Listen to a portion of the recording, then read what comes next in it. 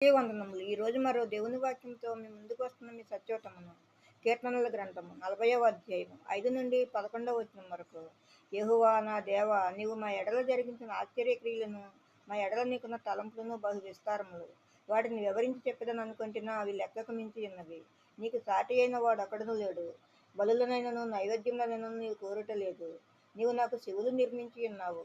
దహన బలులనైనను పాప పరిహారార్థ బలులనైనను నీవు తెమ్మనలేదు. అప్పుడు పుస్తకపు చుట్టలో నన్ను గూర్చి వ్రాయబడిన ప్రకారము నేను వచ్చి ఉన్నాను.